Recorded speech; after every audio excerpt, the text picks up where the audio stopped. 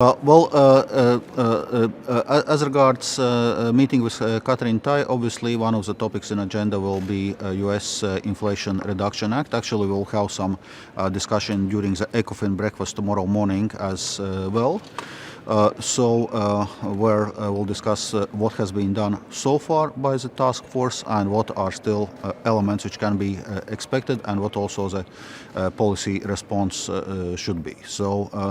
Obviously, there are some elements which we are making progress, notably the tax credits for electrical vehicles and how they are applied. We are continuing to work on, for example, supplies and inputs into batteries and how to make some progress there. There are some other areas, but of course we need to also look what we do at the EU level. And it must be said that the issues EU industry is facing are not limited to Inflation Reduction Act because it's affecting certain sectors.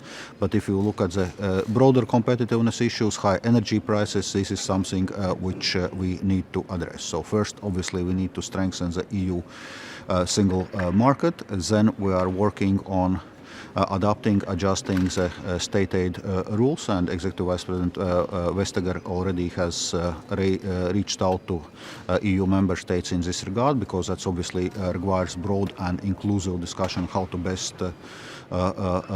address it. We are looking at our common EU funding tools, including how we can have a better leeway from the Recovery and Resilience Facility and Repower EU to address some IRL-related challenges. So obviously it will require lots of work, and clearly it's going to be one of the issues I'm going to raise with Ambassador Tai tomorrow. Mr. Dombrovskis, sorry, you didn't see me. Before the Christmas break, there was a very negative view about Europe and everything that had to do with European assets.